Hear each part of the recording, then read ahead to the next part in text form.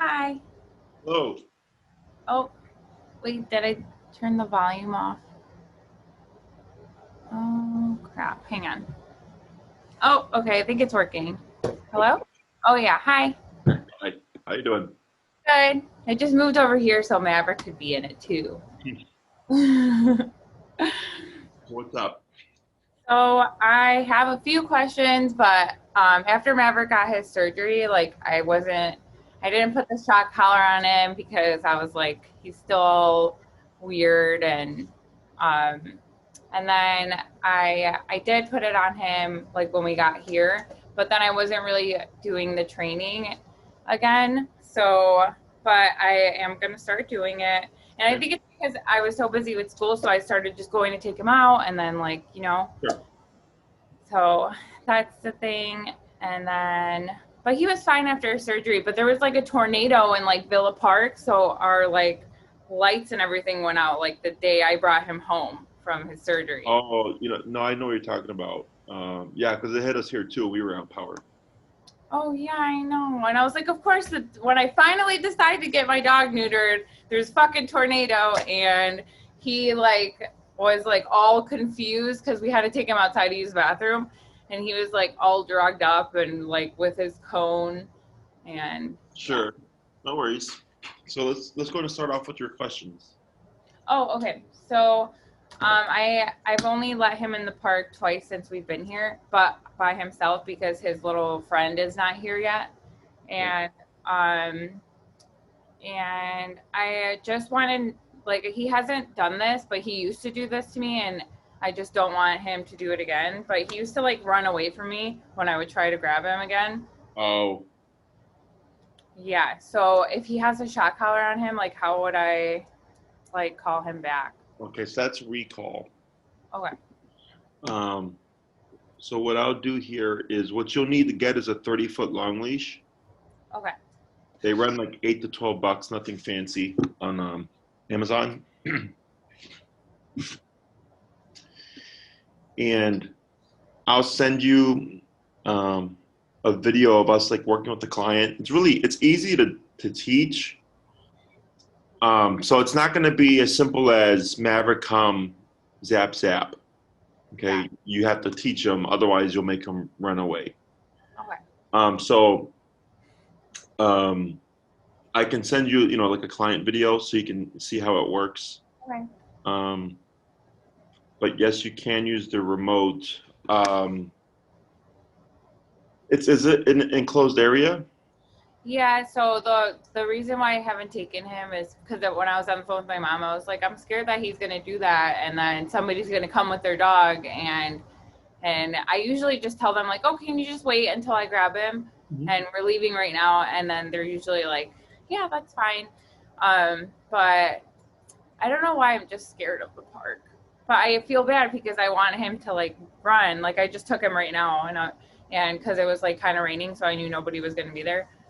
And he was like running, and then he like ran to the gate and then was like, okay, I'm hot, let's go. Sure. Um, so I would avoid for now, like that's fine. Like, that you let him off or whatever, because we know he can't run away. Uh, Most people assume if I call the dog and I remote them, they should just come back to me. But you have to teach him what he's supposed to do. Most dogs actually run away.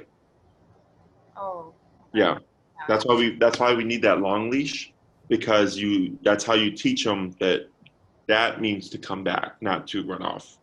Okay. Now, in a enclosed setting, you could potentially, like, let's say you take them tomorrow and you go like, Maverick, let's go, and then he starts to run away from you. You could experiment and see what happens when you tap him. Okay. Okay, and he may return to you, and then you clip him, and then you would, leave or whatever. But I would not count on that as a way of making him return unless he's formally trained. It's kind of like, I'm in a fenced-in area. I'm not worried if Maverick runs away or gets confused because he can't go anywhere. That's my biggest concern. Okay. If he were to be out in like in a field, and then you did that, and then he's like, I'm gonna run away now. And now the thing that would make your dog come back is now the thing making your dog run away. Oh wow, yeah. Okay. So yeah, so you'll want a 30-foot leash. I'll send you a video. I just got to figure out which video to send you. Covering recall, because it shows the steps to it. Okay. So then there's no real need for me to explain it here and use up your Zoom session. We can talk about other stuff. But ideally, avoid the situations if you can. And then it's going to be a process. So recall typically takes people the longest to teach Hmm. because you have to go somewhere and then practice with him and let him be free and stuff. And is there anybody that can help you?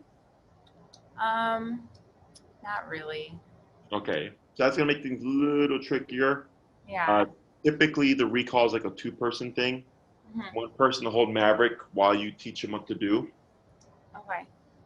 So, um, watch the video. In the videos, it's usually me or my employee helping the Okay. client. But in your case, what you would do is put Maverick on the long leash and go to the park or go wherever where there's plenty of open space, and tell Maverick break and let him be loose. Okay. Okay, and then you just hold on to the end of the leash and you walk with him. And I'll walk by like bushes and trees and birds, squirrels, anything that he's interested in, to make it more realistic. And like, let's say he starts. Does he have any prey drive? Like if he sees one of the cats, he like runs to the gate, and then does that mean prey drive? Like he wants Yeah, to like like eat it? any animal. Yeah, Um, just cats mostly and squirrels. okay, so like we'll take squirrels for example. Let's say there's a tree with a lot of squirrels in it, and you walk up to the tree and you tell Maverick break, and he can chase the squirrels, he can bark at the tree. I don't care. Is you want to hold on to the end of the leash. So make sure when you do release him that he has the space to run with the leash so that he doesn't like yank you. Okay. And then just wait there and let him bark. Let him bark for a couple of minutes or whatever. And then you would do the come when called from the squirrels. Okay. Okay. So instead of having another person help you, you're using your environment to practice. Okay. Okay. Now you do want to be careful because if you practice too much in a short period of time, Maverick will get too paranoid and then he won't leave your side. Okay. Okay. And when you do this exercise, I'd start low, 15 to 20, and then work your way up until eventually you find a number that makes him return to you. Hmm. Ideally, when he's returning to you, you want him to be moving quickly. You don't want a slow return, which you might get speed as you practice, or you might play with the power a bit to make Maverick run faster. Okay. Okay. So in the video, I explain how to teach it. You're just going to have to take it and then apply it to just you being solo, which is just using your environment. Everything stays the same. What you do and how you do it stays the same, except you're going to need something to distract Maverick so that you can practice the come uncalled. You just want to be careful not to practice too much within the time frame because then every time you go to the park, he's going to think you're just going to call me 100 times and Yeah. he's not going to leave you. Okay. Okay. Mhm. And then just let me know if you have issues with that. Okay. I Okay. actually think I might have someone visiting me next weekend or like whatever Labor Day weekend is, so I could possibly practice with that person, but I don't know for sure. Sure. But I know his little friend, the only like dog that I let him play with, is coming next weekend for sure. So that's really the only time I let him play with anybody. 'Cause helicopter mom. Yeah, so then use those to your advantage. Okay. Now, it does take time to teach, so don't think that 2 days with working with a friend is going to be enough. Like, you have to keep Yeah. repeating, and your training is only as good as the environment you practice in. So, if you've only practiced in the park by yourself where it's quiet, like, you'll be great. But then when you apply more dogs or if you apply more distractions, it's not going to be as good. Yeah. Okay. Other question. I think. Oh, and then the shot collar. I left the little prong things at my parents' house, but I ordered them again, so they just came. So is there like a video or something that I could watch to like put them on? Do you have the collar with you? Yeah. Do you have pliers? Pliers. I have like. Oh wait, I think I have a little toolbox. Hang on.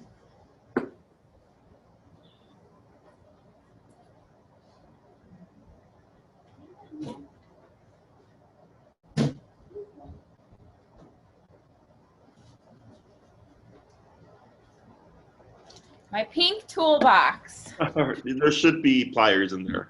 Okay.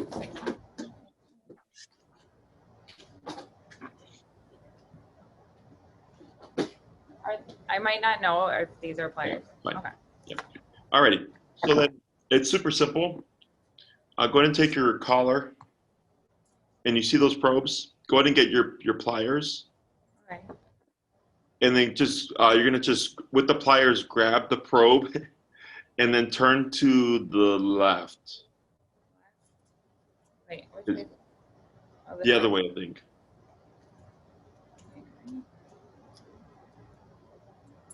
Oh. There you go. Right, and then with your fingers, you can just unscrew it. Okay. There you go. So you see underneath how there's a hole in it? Yeah. So then when you get your new probes, it's gonna look the same. Or are those, you already have them already? Yeah. Okay, yeah. So then you can do it right there. So you just do that. So then you'll tighten it as best you can with your fingers, and then with the pliers, you're gonna tighten it a little more. So then this will make my number be possibly lower. Correct, because you're gonna have better contact. Okay. Sorry. I'm just kidding.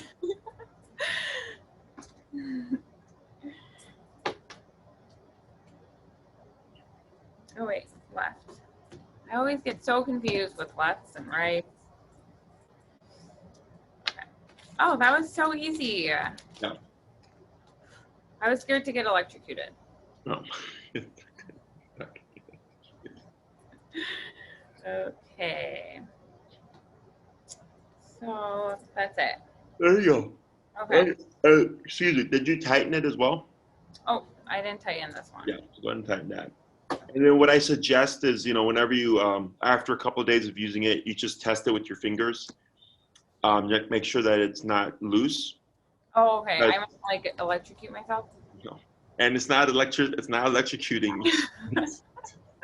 it's just a contraction. But make sure your collar is off. Okay. As long as no one's pressing the button, nothing should happen. But if you want to be extra cautious, just make sure the collar is off, and then remove the probes. But the reason why I test it is because since it's not like factory tied, like screwed on, people sometimes put it a little like not as tight. So then as you put it on, it kind of loosens the probes a bit. So then you just maybe have to tighten it every now and then. Like Okay. But yeah, it's that simple. Okay. And then the last thing was like, how do I know I feel bad because these dog parents of mine, they're like friends of mine, but they have a dog named Moose, and him and Maverick used to be like really good friends, and then they like got into a few, like 3 altercations, and now I just don't want them to be loose off the leash. And I had even brought Maverick in the park one time, and I just kept him on the leash, and the guy like undid Maverick's leash, and I was like, why would you do that? And they were fine. Your dog? Yeah, and they were fine, but he's like, see, they're fine. And I'm like, I don't care if they're fine. I don't want them to be off the leash together. And I feel bad, but You shouldn't feel bad. So how do I say I don't want our dogs to play? No, I'm just kidding. Do you know the guy? Yeah, like I know them. Like I met them when I moved here, and all 3 of our dogs used to play together, like Maverick's girlfriend and their dog. Sure. And I feel like even then it's even worse when all 3 of them are together, because there's just Mika's the girl, and then there's 2 guys, and they like fight sometimes. So over her? I guess she's a really beautiful dog. Just tell him, you shouldn't have to explain yourself, but just say no. And then when he goes to touch your dog, say, don't touch my dog. Yeah. I mean, that's fucking rude. I know. It was so, I was like, and this was like actually before I came back for the summer. And I was just like shocked because I felt bad for Maverick because Mika and Maverick were playing at first. And then they came with Moose. And I was like, okay, well, they just got into a fight the other day, so I'm going to put Maverick back on his leash. And then he had let him go. And I was like, because he has a little, that prong collar. So it just like, you just touch a little thing and then it comes off. Sure. So I guess I don't know. I understand where you're coming from, where like you're not wanting to be rude or mean, right? But that was just fucking rude. I know. And they're So I have no problem. I would have no problem telling that person, no, I don't want them off leash. You don't have to give a reason. yeah, You don't feel like you have to explain anything because you don't. And then if he goes like, don't touch my fucking dog. Like yeah, you may have to be that blunt, you know, and then maybe he's like, oh, it's your problem. Like then just leave the situation. To me, that's someone who I don't want as a friend then. yeah. I mean, it's They you just know, freak out too much, and I'm like, yeah, I freak out because they've gotten into more than 3. I think it was 4 actually. The last time was the 4th time. But I'm right by Maverick at all times, so I literally grab him so fast, and like and I literally like the first time they got into fight was so weird because they've never fought before, and I like laid on top of Maverick because I was scared. right. So I mean, it's like you have what, two sisters? Yes. You guys fight? Too many. I'm just kidding. Yeah, we do. We're Yeah, fighting right right. now, actually. Not Veronica. The No, other Veronica. one. Yeah. You know, like everybody gets in fights. Yeah. It's just the way of the world. Hmm. But when we fight, it's usually verbal exchanges. On occasion, they escalate, but people don't bite each other. You know, we punch and stuff. But for dogs, you know, they bite. That's how they fight, right? Hmm. And um, at the end of the day, Maverick's your dog. If you don't want him to interact with someone's dog, then he doesn't interact. Like, don't feel bad about that. Yeah. Don't worry. But Maverick doesn't sit there thinking like, oh man, mom didn't let me play. He doesn't think like that. He might be thinking that. That's the human. The human feels guilty. Okay. Yeah. Hmm. So at the end of the day, he's your dog. You paid for the training, you pay for his vet bills, you pay for his neutering, you pay for his food. You can decide what your dog does and does not do. Okay. Okay. I'm just You gonna. may have to be blunt. And that's why I post those videos of me talking to people about their dogs being off leash. I don't say please, I just say leash your dog, call your dog, you know. Like I'm not saying would you please do this. I just say leash your dog or Yeah. no. Or don't pet my dog. Don't touch my dog. Go away. Yeah. Okay, I'm very direct because people unfortunately don't listen or respect to polite. I've learned that in when I first started training many years ago. I was very polite because I wasn't established of 10 years and all that stuff, Hmm. and I was still building my confidence as an adult. And then I would be like, "Could you please put your dog?" You know, I'm like, "Oh no, no, no." I'm like, and then I very quickly learned people don't listen to polite.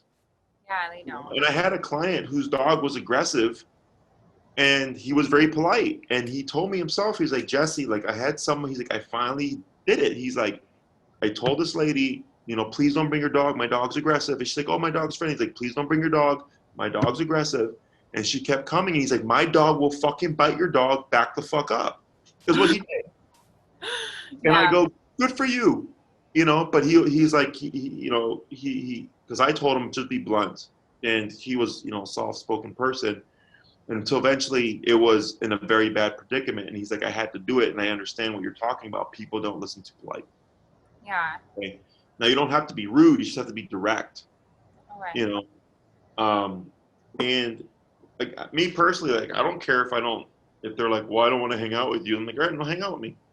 Yeah. Like people who want to be around you and who respect you and respect your dog will go, okay, that's not a problem.